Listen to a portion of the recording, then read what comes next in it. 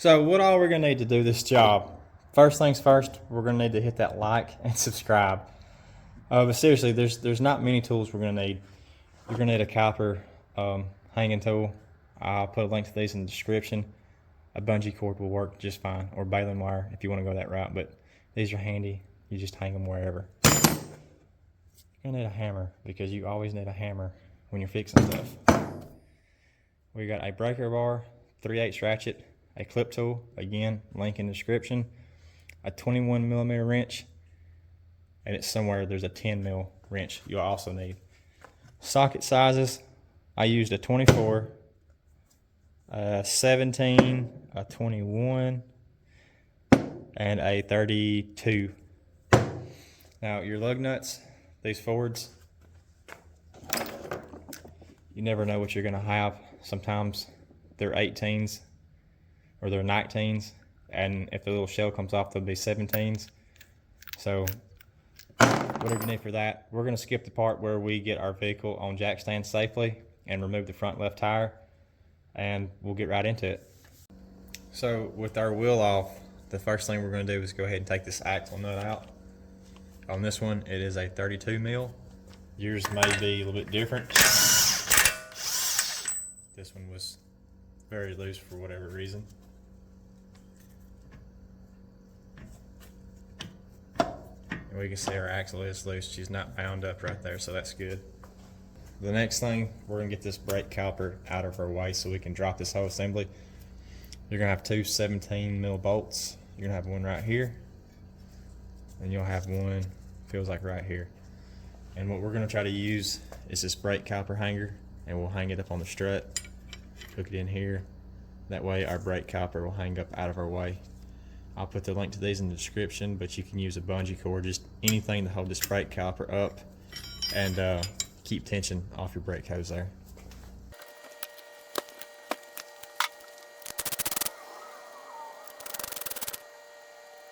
So now that we've got our caliper pins loose, these are actually caliper pins, not just regular bolts.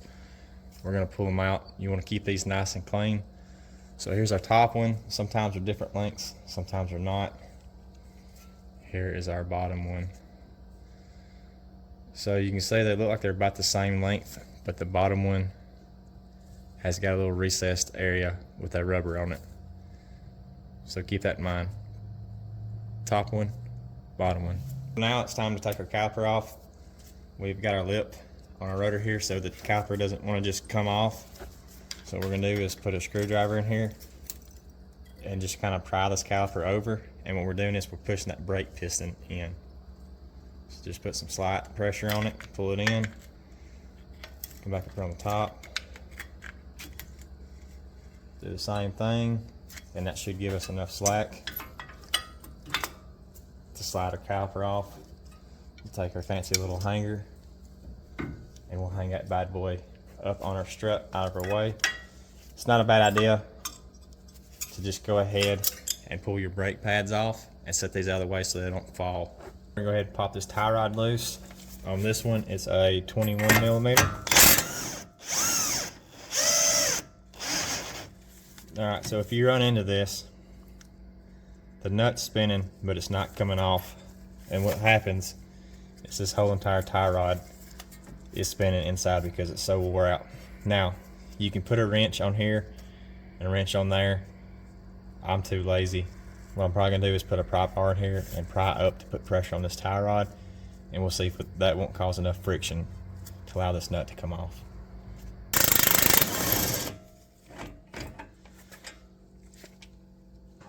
And there she is.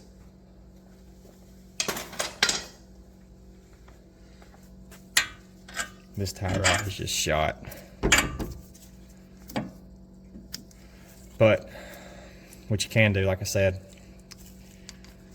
get you a smaller wrench, probably a 10, and you'll put here to hold the stud still, and then put you another wrench here and turn that nut. Because what happens when we're trying to take this nut off and it's not coming off, it's spinning this whole assembly inside there. Let's get some slack on this wheel speed sensor wire so we don't have to worry about damaging it. Right here, you should be able to just grab it and kind of roll it out. Same thing back here. We probably won't need to pull this one. Just do it for kicks and grins. And then on this one, we're gonna need a clip tool. See if we can get this clip tool back behind it. And she'll pop out. And now we have got all this extra slack. Now for the fun part, we've got to take these 2 bolts out that hold this strut to the knuckle assembly. On mine, these are going to be 24 mil nuts. You'll want to loosen the nuts because usually the bolt side is kind of like a press-in deal. I'll show you the ribs on it. So what we'll probably do is take the nuts off and then actually knock the bolts out. So just keep that in mind. On ours, we've got this nice lip area that we can hit on and don't have to worry about damaging threads. But if you've got threads all the way to the end of yours, what I would do is put your nut on until it's almost flush and then hit it with a hammer. So we're going to put our nut here just so this way we don't have to worry about our bolt flying out when we give it a whack. Hold our wheel speed sensor wire out of the way.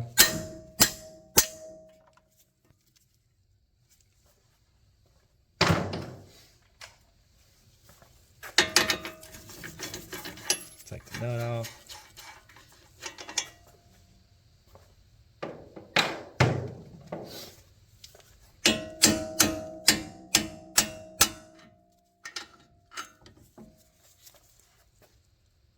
So there you can kind of see the ribs.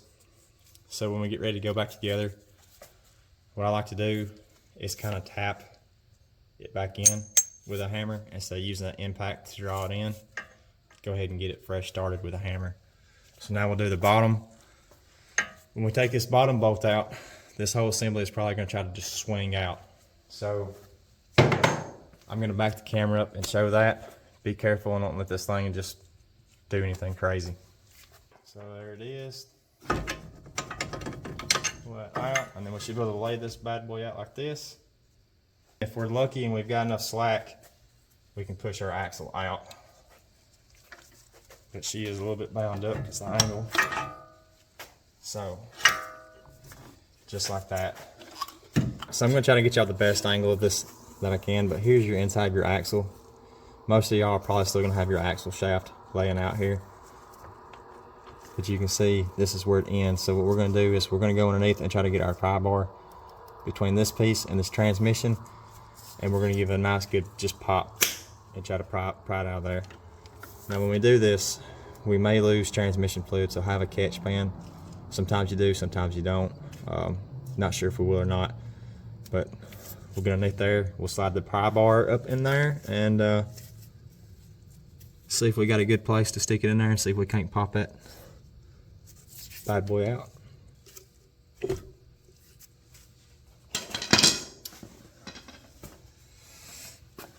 Alright, so hopefully y'all seen that. It didn't take much to kind of pop it loose. Well, I say that. She's not loose yet. Let me give her another tap.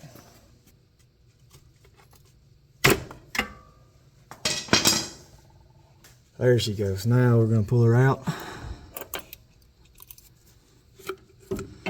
So we're not going to lose any fluid, it looks like. And the reason we have to give it a jar is it's got this fancy little ring right here. A lot of times a jar will help get it past that lip. Now, while we're here, go ahead and look at your seal. Make sure it's not torn, nothing crazy's happened. This is the reason when we're prying it, we want to be careful, which is going to be pretty hard to stick your pry bar in this bar. But you want to get just under the edge of this part right here and pop it out. So now let's look at getting this new CV axle ready to go back in. First things first, we're going to take the nut off right here. And then if you'll look, your shaft that goes up into the transmission, it'll kind of step up right where it gets to this dust shield here. We want to put a very light coating of grease or transmission fluid, something to help lubricate that seal as this thing goes in there, just to help kind of make sure we don't tear anything. So that right there, and she'll be ready to go in. So we're ready to go back in. If you want to go in as straight as you possibly can to keep from damaging that seal as much as possible. And then what I like to do, once we've got it kind of started going in there, I like to spin the CV axle as I'm kind of just putting a little bit of pressure going in. And then you can kind of feel the splines lock in. So you can hear it there. And then once it's there, I like to just give it a really good pop.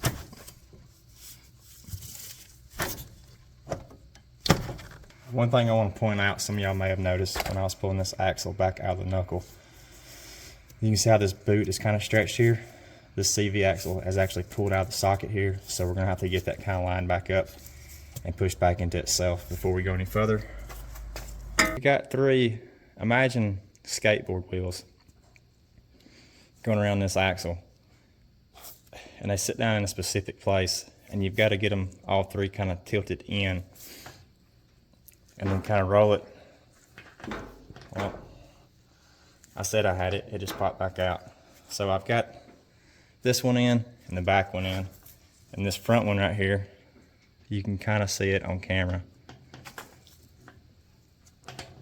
So what we'll do is we'll kind of try to hold it there and then work this axle around.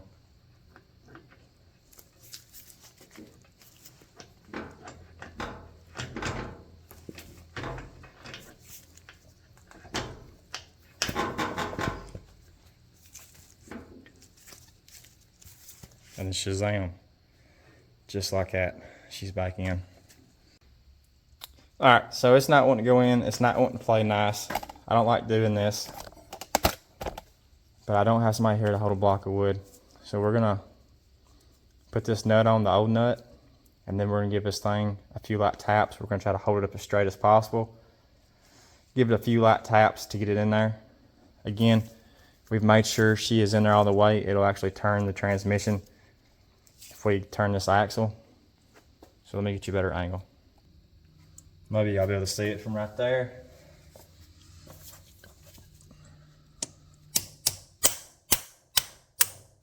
There she is.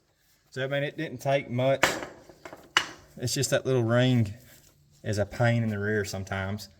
So we had to give it a little tap. You shouldn't be beating on this thing. So like right here, I mean, you can see how much I beat on it. This nut is just coming right off. There's no marks on the end of that. And you can't even really see where I tapped on it. I mean, it was a tap, really is all it was. And that got us. So now let's get this thing on together. So now set one of your strut bolts where you can get to it. And what we're gonna do is we're gonna bend this axle to where we can slide it back into our hub here. Now, you want these splines to line up. If they're not gonna line up, you can spin your rotor to align your splines if it's becoming a pain.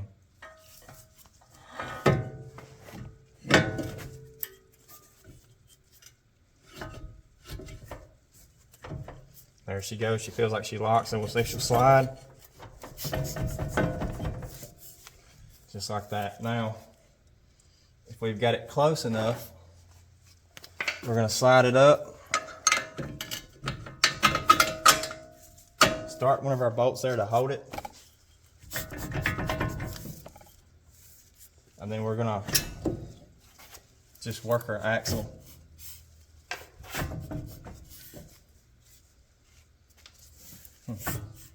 She's all the way in there. Sweet. Sweet. Skip that. Let's put our other bolt in.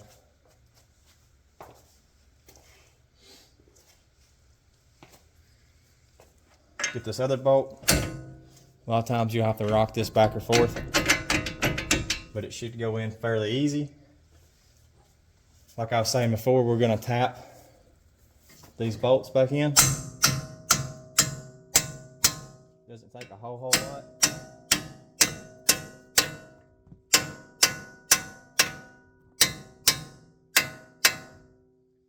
Just like that.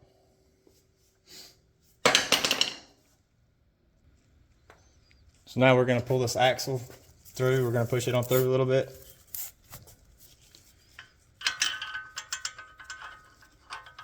See if that's enough to start a nut.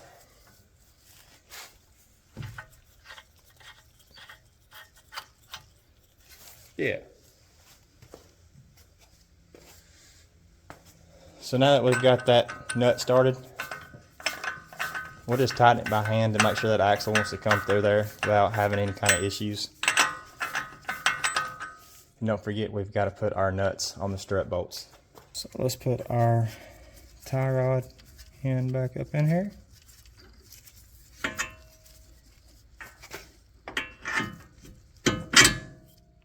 Just like that.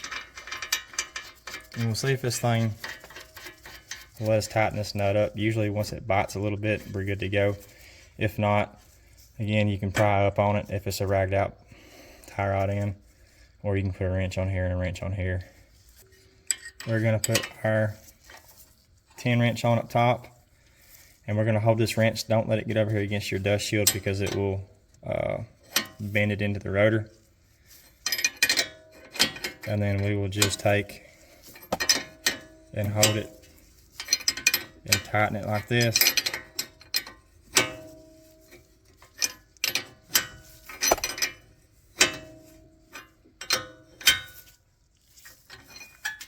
Once it gets tight, it's a pressed fit and it's like a cone shape, going into a cone shaped hole. So the further in it goes, the tighter it gets. Once you've got it tight, you can get rid of the 10 and you'll be able to tighten it as much as you want. So let's put our wheel spade sensor back. Remember, we've got a push pin here, our little rubber grommet doohickey there, and then we got one more little rubber grommet doohickey up here. So we've got our 2 strut bolts and nuts back in. ABS sensor wire is secured. Got our tie rod back on. Now let's put our caliper back on. Don't forget to slide your brake pads back in if you took these off. Let's set our brake caliper back on. Keep a check on your brake hose. Make sure it's not all twisted up. Squeeze your brake pads together so your caliper will fit on there nice and snug like. Nice and pretty. And don't forget to hit that like and subscribe. And if you want some cool t-shirts, go check out the merch. Now, we've got these little rubber boots right here. Be careful. Don't pinch them. Your caliper pins have got to go through them.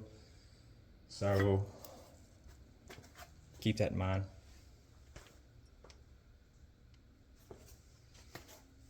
If your caliper pins aren't wanting to go through, double check that your rubber boots are not what's holding it up.